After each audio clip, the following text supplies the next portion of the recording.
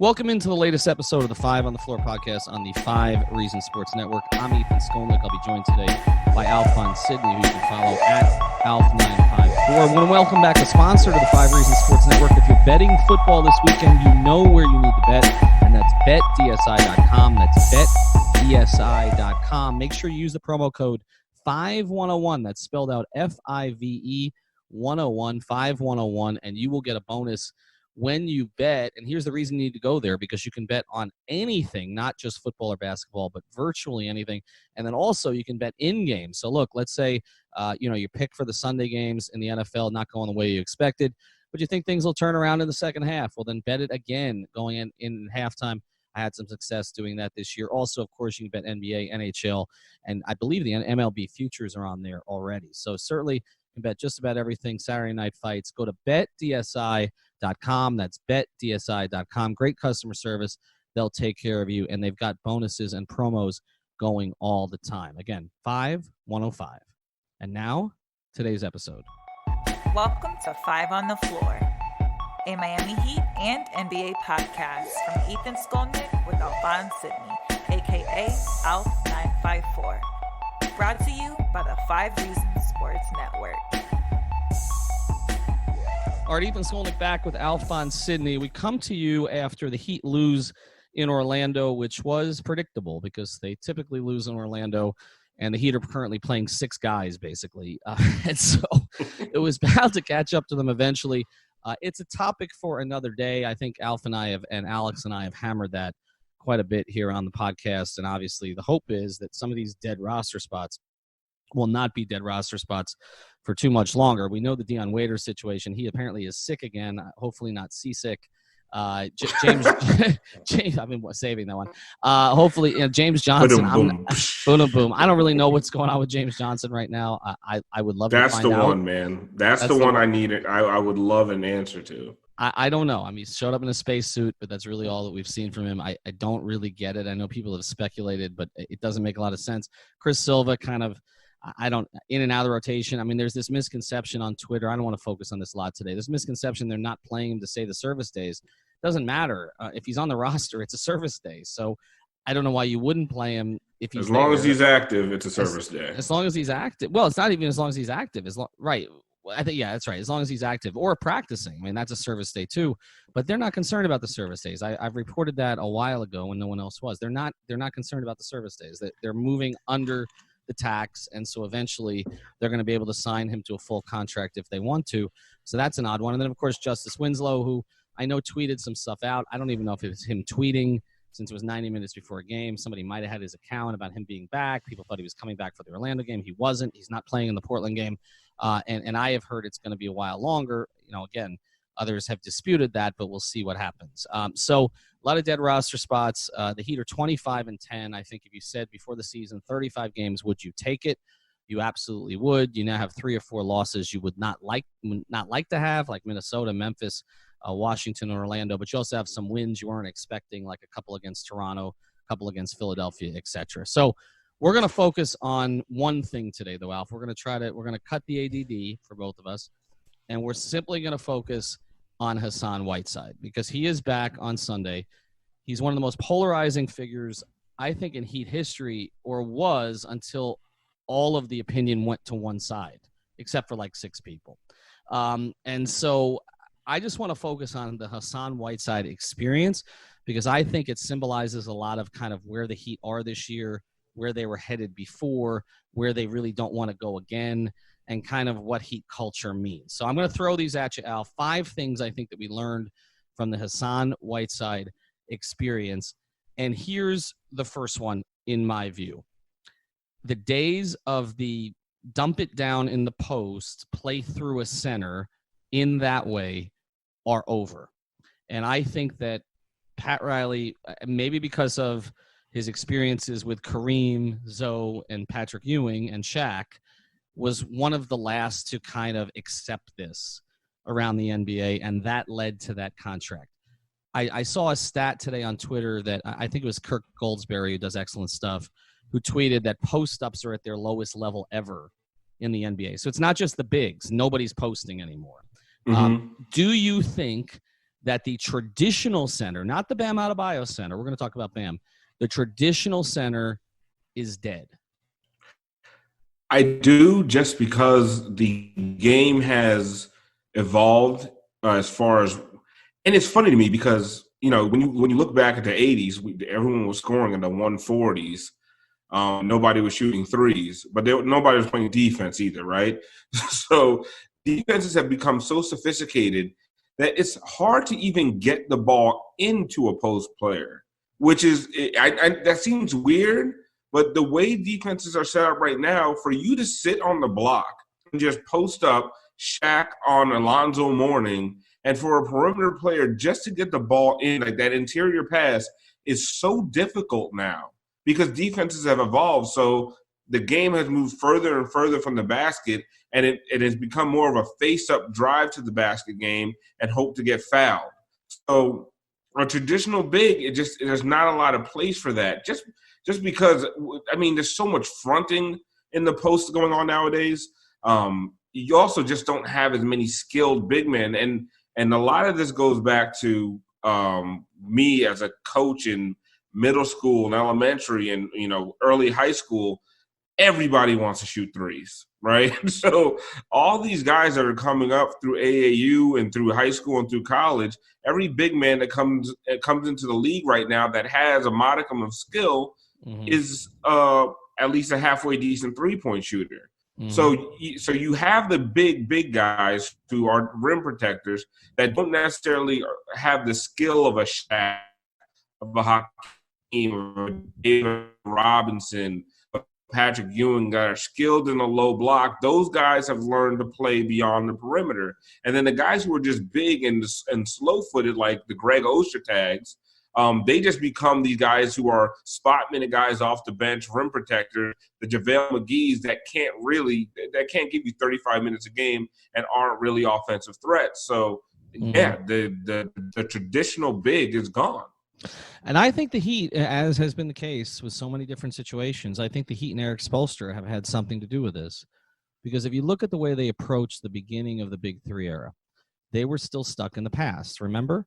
It was, okay, let's bring in Zydrunas Ilgauskas on his last legs because he's LeBron's friend. Let's bring in Eric Dampier, right? Let's bring in Eddie Curry, right? Greg Oden, Ronny Turiaf, who's not really a post-up center. It was a big Dexter Pittman drafted in the second round who they tried to develop. All of these centers, right? And to me, where it ended for the Miami Heat and where there was this recognition that, okay, we can't do this anymore, was 7 minutes of Dexter. I don't even think it was 7 minutes. 7 minutes of Dexter Pittman in Indiana.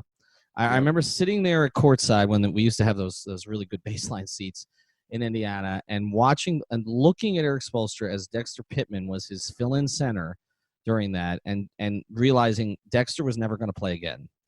It was just really obvious. Looking at Eric Spoelstra, just never. And Dexter was a really nice guy. A fun fact about Dexter Pittman: he had a screensaver of Adele on his iPad. He's a big Adele fan. A really nice guy. Couldn't really play at the NBA level. They tried to get him in Heat shape. That was never going to happen. They tried the same with Eddie Curry. So they tried all these bigs, these rotating bigs, right? But the only big that was really effective for them, other than Chris Bosh during that era, was Joel Anthony. Yep. Who was a guy you would never throw the ball to in the post because he had Edward Scissorhands, right? But you remember what he could do better than any of the other Heat bigs, blow up every pick and roll that he saw. Yeah, exactly. And then they realized, wait, Chris Bosh can do some of that stuff too, right? So let's take our best big and sort of utilize him in that way. And Bosh ended up being the guy who spearheads the defense. And Bam Adebayo is now sort of that vision fully realized, right? Like that is, what they had with Joel and Chris Bosh.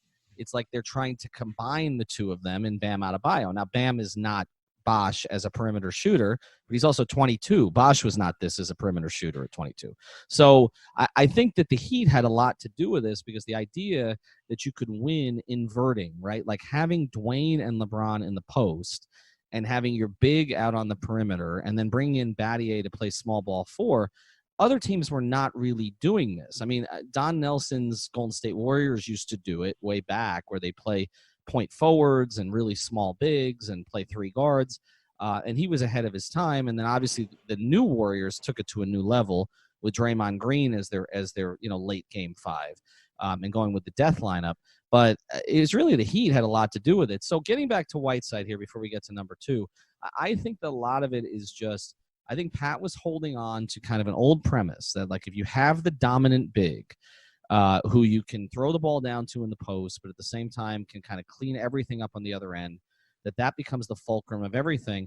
And I just think that's an outdated concept. And I that's the one part of this I don't fault Hassan for, because I think he just got caught up in the times. And I think Pat was holding on to it, but it wasn't going to happen anymore. Number 2. Quick question.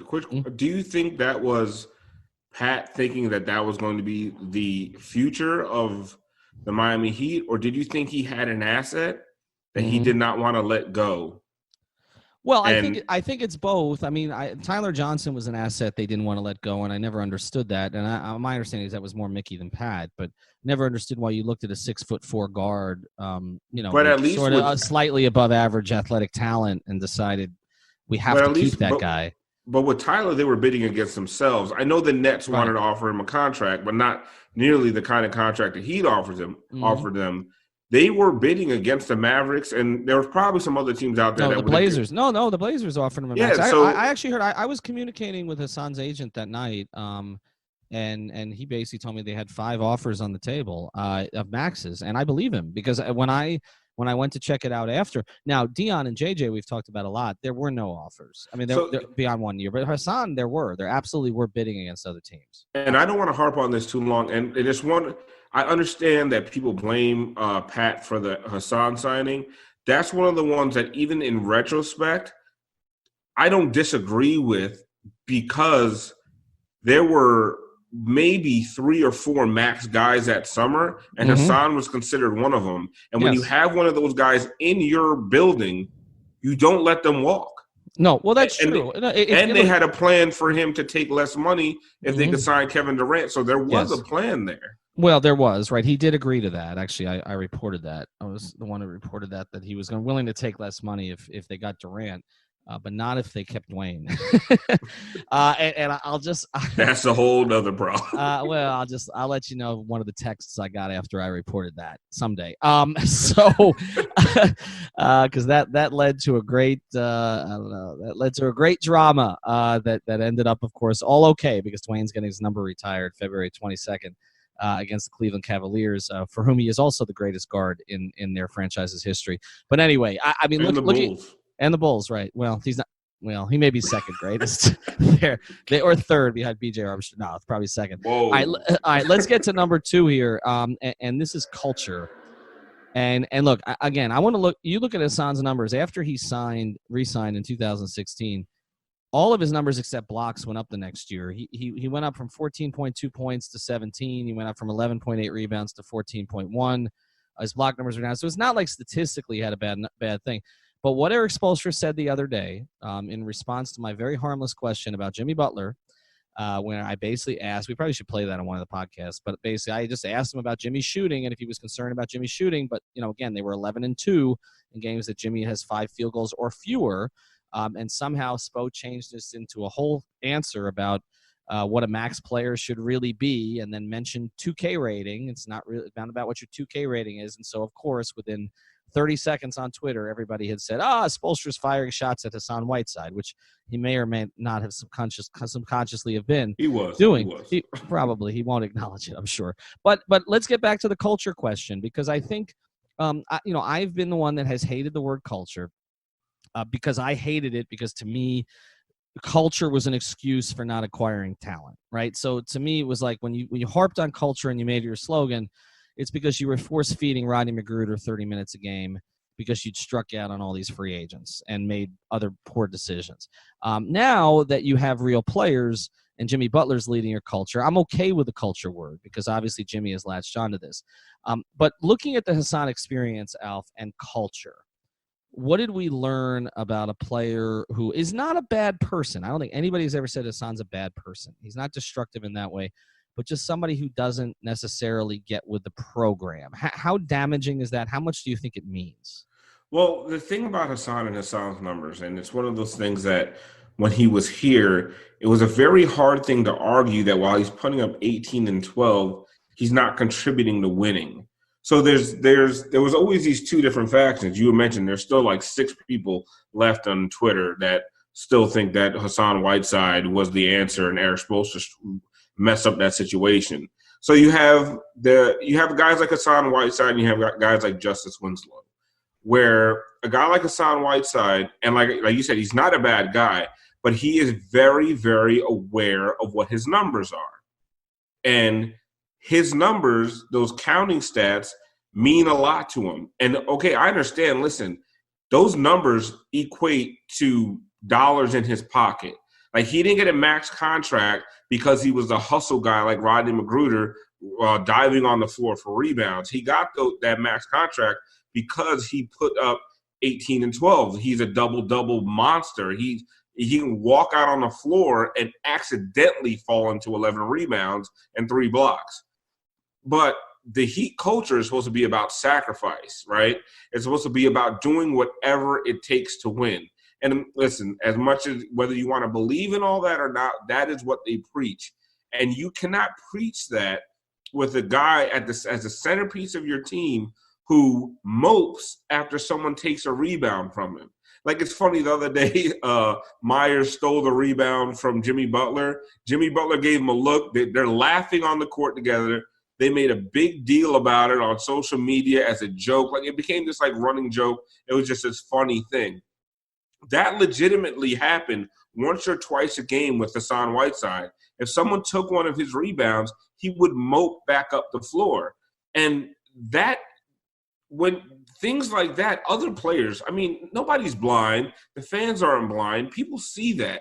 And that is so and the antithesis of Heat culture, because it shouldn't matter who gets a rebound. It shouldn't matter who scores the most points. It shouldn't matter who gets the most assists. And then another thing, when it comes to assists, you look at what Bam Adebayo does with assists.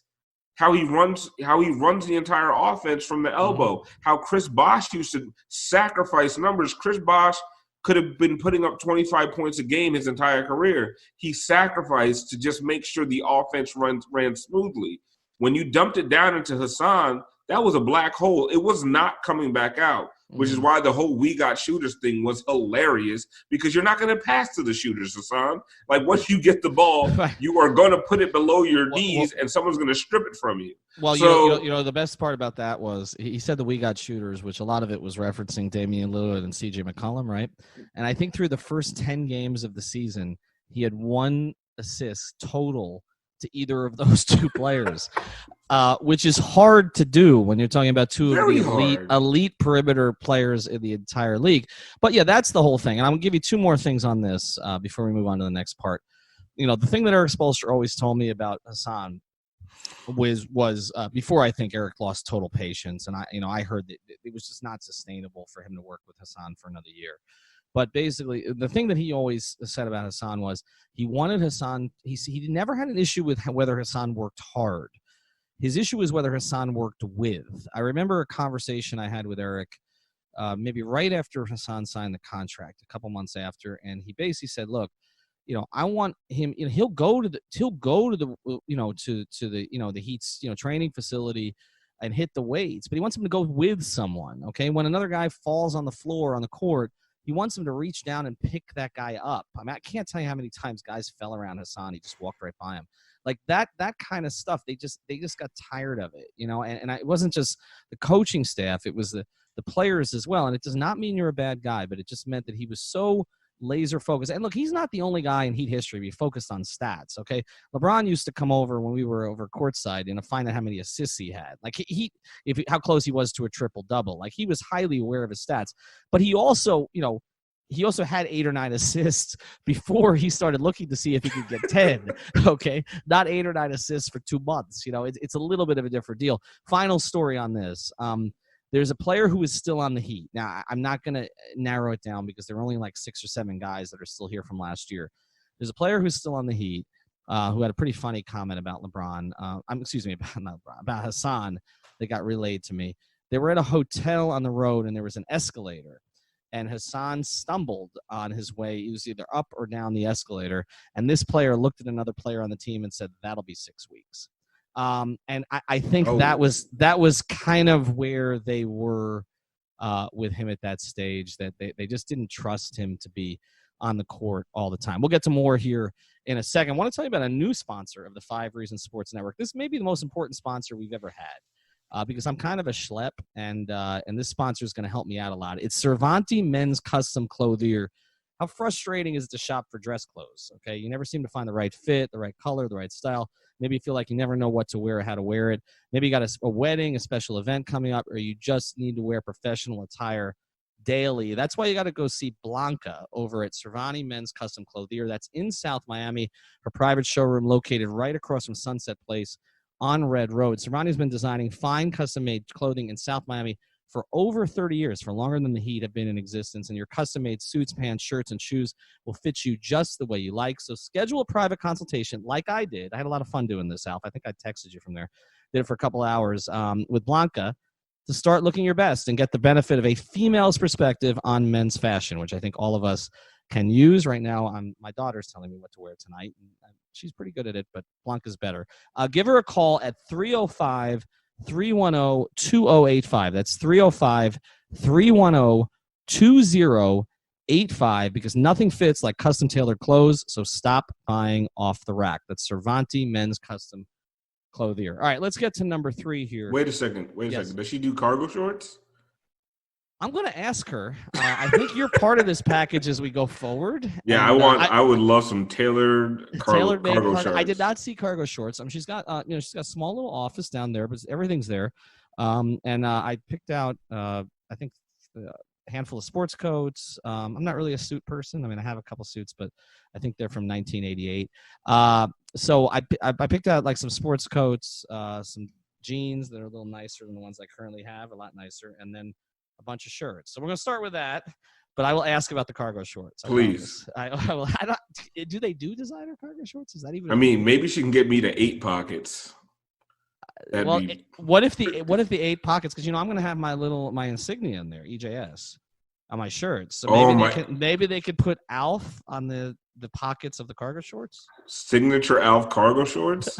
I think we should sell those on the bird. Well, we can't because Cervanti's going to do it for you. Otherwise, it'd be great to have on 5reasonsports.com, right? Right next to our Bucket Bros T-shirts, we'll have Alf signature cargo shorts. 8 pockets. 8 pockets. Shit, I'll get Smoot on that. All right, let's get to number 3 here. And this one, getting back to Hassan, let's look at Hassan in Portland this year, because I think this speaks to the entire experience. His numbers are really good, Alf. They're really good. Like, I can't deny that. Like, just from a pure counting perspective, he's averaging 15.7 points. That's career best. He's averaging 13.8 rebounds. That's second best in his career, but right behind his career high. 1.3 assists, which, believe it or not, Alf, is a career high. 2.8 blocks, 2.8 blocks, which is his second best of his career since the season before he got paid, and he's leading the league in that. And he's shooting 60% from the field. And I mean, if you just look at these numbers on their face, they're pretty damn good. But then we look at Portland, and this is a team that made the Western Conference Finals last year. And maybe they overachieved a little bit, but they're 15-21, and they're out of the playoffs right now. They currently sit in 9th place. How do we? They just beat up on Washington, which the Heat lost to. But how do we evaluate this? Because Hassan's numbers are good. They brought in Carmelo. Carmelo's kind of doing what Carmelo typically does. McCollum's been in and out and not been particularly effective this year, and not compared to past years. Lillard's had some dog games compared to what he usually has, and they lost some role guys, including a guy, by the way, who's with the Miami Heat, Meyers Leonard. We'll talk about in the next segment. How do we evaluate Hassan in Portland? I don't want to blame everything that's happening on Hassan, but I think it just kind of lends to the whole counting stats. I feel like we've gone beyond counting stats. Have we not? Like the whole points, rebounds, blocks, assists, steals. Like it used to be, if you were a high steal guy, people considered you a good defender. But that's not even true at all. If you're a high steal guy, a lot of times that means that you're gambling way too much and you're leaving guys wide open. Now, there are guys who steal, like Ben Simmons, Jimmy Butler, high steal guys that are also really good defenders. But there's been a lot of high steal guys in the past that aren't really great defenders at all. So same thing with blocks. we watched it a lot with Hassan here. He would go for blocks all the time, and then some guy like Alex Len is wide open under the basket, and there you go with a putback. So I just feel like we focus on the counting stats, and yes, he is having a good year as far as that's concerned. But we've seen some of these clips of him fighting with Carmelo Anthony for rebounds, him not getting his hands up on a shot. Hassan is a good basketball player. Like, he's a really good, talented basketball player. He's huge. His wingspan is ridiculous. Mm-hmm. But it's just that does what he does on the court, does it extend to winning basketball games? And that's the question, though. When you say he's a really good basketball, see, that's where you and I differ a little bit. I would agree with you on the athletic stuff, the measurable stuff. I mean, I can't tell you how many times you mentioned like he kind of stumbled his way into 11 rebounds sometimes. I can't tell you how many times he didn't jump and the ball just fell to him because he's huge. Right. So look, there's a skill to that, but I think a lot of people kind of wondered, and we talked about it before the year, like how the Heat would rebound without him. And they've been in the top 5 in rebound percentage the entire year, and Bam's top 10 in the league. So they haven't really missed him from a rebounding perspective. Now, they miss him from a rim protection perspective. I don't think there's any question about that. They do, and that's become more of an issue without Winslow because, you expected to be able to stop guys on the perimeter, so it wasn't an issue in the paint. Now, they did that early in the season, but it hasn't happened. Yeah, they were stopping people from even getting to the rim. But not anymore because they're exhausted. And so all of this plays together, and so that's when, I've got some Heat fans on Twitter who like, well, if we had Hassan right now, we'd be able to clean some of this stuff up. And I said, but if you had Hassan right now, Bam wouldn't be playing 35 minutes, and you probably have 10 more losses. So I like the idea of Hassan Whiteside is a great idea. Like if you could play him 10 minutes a game. Like if you could bring him in the game and here's your job, okay? Don't make it comfortable for anybody at the basket. That's it. Do that.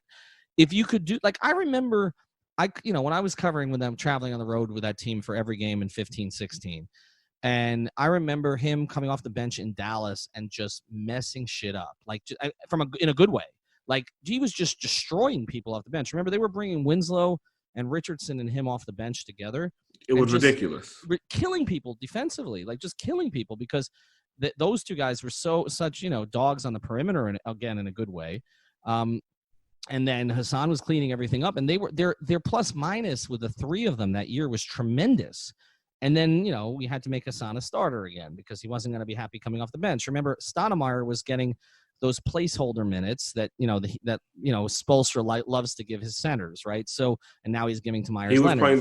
He was playing the Meyers Leonard role. The Meyers Leonard role, right? Except he was getting even fewer minutes than Meyers is now because Meyers is getting additional stints. But basically, those placeholder minutes that, like I mentioned, early big 3, he was giving to Ilgauskas or Joel or somebody like that, and he was giving him to Stoudemire. And Amare was pretty limited at that stage, but then Hassan would come in and just wreck everything in a good way for the Heat. Like if you could put him in that role, but if you're going to make him kind of the fulcrum of your program, that's where things got messed up. And I think that's where, again, the Heat, Riley in particular, sort of didn't evaluate him from a personality standpoint to realize he was never going to accept that for the long term. And so you had to make him the center of your program, particularly if he was a max player. But if you made him a max player, then he expects certain things. He expects certain things, and you expect certain things, and the fans expect. And the fans, that's the other thing. The fans expect certain things, and you're never going anywhere with him as your best player. I look at the standings right now. I think Portland's going to make the playoffs unless they make a drastic trade. The bottom of the West is a lot weaker than we anticipated. OKC is a little better than people expected. But, nobody thought Zion was going to miss the whole season, so the bottom dropped out from New Orleans. Nobody thought that Steph was going to miss the whole season, so the bottom dropped off from Golden State. You had some teams there that are not as good as expected. Minnesota, proved fraudulent again. So, you've had teams with, 10-game losing streaks, and they're still in the mix in the West. I think Portland, just as long as Lillard's there, I think they make the playoffs. And so, then they'll get, run out of the building by the Lakers in the first round or the Clippers. Or maybe even Houston, but I think they'll make the playoffs. So I don't think that he's going to sink them in that way, and I don't think he's totally responsible for what's happened there, but he hasn't elevated them. And I think that's the big issue when you're making that kind of money. Let's get to number 4 here. The guy who replaced him, Meyers Leonard. We've had him on the podcast. I think people really enjoy him from a, just a personality standpoint, a quote unquote culture standpoint. Obviously, his wife has endeared herself to a lot of my Heat fans as well. The We Got Shooters thing. I advise you to listen to that podcast where she acknowledges she knew what she was doing when she did We Got Shooters. She says, I'm a bit of an instigator. Myers kind of had a nervous laugh when she said it. But let's evaluate Myers from a basketball perspective, because they're going to have a decision to make after this year, Alf. And, they've got money due to other people. Like they've got to decide what they're going to do with Derrick Jones Jr. Obviously, Justice is signed, but will he be here? Then, you want to keep money clear for 2021. You've got Bam's doing extension soon, which, yes, you can go over the cap, but all of this stuff eventually starts to affect you. What, in your view, is the correct price tag to keep someone like Meyers Leonard and years? For the Heat to keep him, you're talking about like 3 years, $15 million, but he's going to command more than that. 2 years, 2 years, 2 years, 10, 2 years, 11, 3 years, 15. But I just don't see it being feasible that they keep him after the season. I mean, he's shooting 45% from 3 right now with limited minutes. Somebody's going to see him and say, you know what? If we gave him a bigger role, what could this guy do? Right? And I think right now he's playing the perfect role. He's strong enough to defend most bigs in the league. He plays his ass off for 18 to 25 minutes a game. They've had recently, because of Kelly Olynyk's play, they've had to bring him back in when before he wasn't playing any second and fourth quarters. And now he's coming back into the game and he's giving you something. He played super well against Joel Embiid the other day. Part of the reason they won that game was because Meyers Leonard played so well. So he is a Heat culture guy. He is a perfect fit for this team. He's like another coach on the floor, the way he barks and he calls out defensive assignments. But you know what? I just don't think that going forward they're going to be able to afford him, just because somebody's going to look at these numbers and say, we're going to offer him 3 years, 22 or something crazy like that. Yeah, I think so. And I think also a lot of it's going to depend on the playoffs, right? Is he – he showed last year that he's a playable playoff player. I mean, they to a certain extent, because of the injuries that Portland had, they had to go to him. But then he talked about it on the pod he did with us earlier in the season at Media Day. He had his moment, right, in his last playoff game last year where it was like, wow, this is still in him. And people forget he was the top of the first round pick. He was in the top half of the first round. So people have always believed he had talent. I think some of the defensive limitations, which, like you said, he's tried to make up for with strength and positioning and communication, always going to be there. So my question is, I think the Heat will make a decision in part based on how it looks in a playoff series. Is he a playable 20-minute-a-game player in a playoff series? I think it's also, how much progress does Chris Silva have? Do they think that, they can mine something bigger there where he takes a bigger role? And also, Kelly Olynyk has not had a good year. I mean, we can't dance around it anymore, Alf. Like, he's not had a good year. Like, his minutes, it's like, I tweeted this the other night. It's like, okay, they survived the Kelly Olynyk minutes. And then that used to never be the case. No, and then they left him in there for the beginning of the fourth quarter, and they didn't survive those. You used to be able to put Kelly Olynyk and Bam out there. And they were a plus 10. They were plus 10. Yeah, your for offensive 100%. ratings go through the roof. Yeah, it hasn't happened this year. And so that's something that's got to be fixed over the last 50 games of the season. And so Meyers, I don't know necessarily that they planned on Meyers having this bigger role as the season progressed, but Olynyk's struggles have really given them no choice. And James Johnson, whatever that is, with that situation, it's given them no choice. So I would say right now that the likelihood is probably 70% that Meyers is gone. I know they love it here, but ultimately these things come down to money. So, I mean, he loves the culture. He loves the city, but I think it's going to be could you imagine him taking the mid-level or something like that? I just couldn't. I don't – again, a lot of it depends on market, and a lot of teams are not going to want to give multiple years this year. So think about that, because they're going to want to stay clean for 2021. So is it possible somebody gives Meyers, a 1-year deal at $12 million, maybe, because they have it this year, but they want to make sure the cap's clean in 2021. And then, okay, if the Heat are offering a multi-year deal, but at less per year? Would he take it just to stay down here and with the no state tax and with a team that's in contention and a culture he loves? Maybe. But look, the Heat have had to make hard decisions on guys before. I mean, they loved Ike Austin. He went. They loved Eric Murdoch. He went. Okay, I'm going back a ways. But there's been players over the years that the Heat felt like fit their culture, that they put a lot of work into, but it just was not feasible to keep them. They traded Ike Austin for Brent Barry, and Brent and Pat hated each other in the first 3 days, and that was pretty much the end of it. And Brent was a good NBA player, but it just didn't end up working out. I just think that in this case, I think it's going to be really tough to justify paying him long term unless he's playing 20-plus minutes a game in the playoffs. Then I think it's a different conversation. All right, we're going to get to number 5 here in a second. I want to tell you about another great sponsor of the 5 Reasons Sports Network, and that's the Seltzer Mayberg Law Firm. You can find them at onecalllegal.com. Make sure you spell it out, O-N-E, calllegal.com. They're there 24 hours a day. They handle cases all over the state, and, of course, they handle immigration, personal injury, and traffic tickets from $49.99 and up. They took care of a couple of mine. They've taken care of some for some of my friends. I wish others of my friends had actually checked them out because they would have had a much better situation than they do now with points on their license and everything that comes with that. So check out the Seltzer Mayberg Law Firm. They're based right here in North Miami, right off of I-95, just south of the Golden Glades. All right, for the last one, we're not going to discuss anything, Alf. We're going to play the clip. I think we should play the clip for people. This here is Eric Spoelstra in response to my question about Jimmy Butler's shooting, which, by the way, I was a little nervous to ask. I told Alex that I was going to ask it. I walked in. He goes, "You're going to ask that?" I said, no, let me figure out a way to couch this. So I made it as positive as I possibly could. The Heat are 11-2 when Jimmy has 5 or fewer field goals. Eric, you've got some odd numbers with Jimmy's shooting this year where I think you're 11-2 and he makes 5 field goals or fewer. The poorer he shoots, the better you guys seem to play. I know that's not what you want, but do you have any concerns kind of about how he's shot the ball from the perimeter? No, I don't, and look, I know that's what everybody will look to quite naturally. There's going to be ebbs and flows with the season, and that's certainly not going to be something now that we game plan, hey, try to miss a bunch of shots so we can win.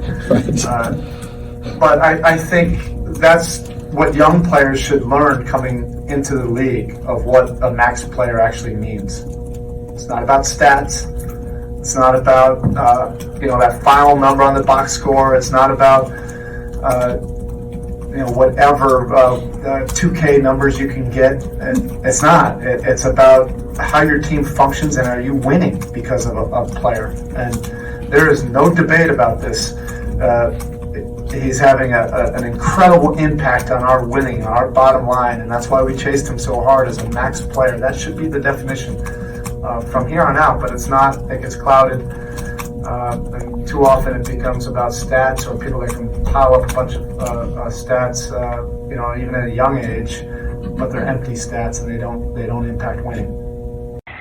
Thank you for listening to the 5 on the Floor on the 5 Reasons Sports Network.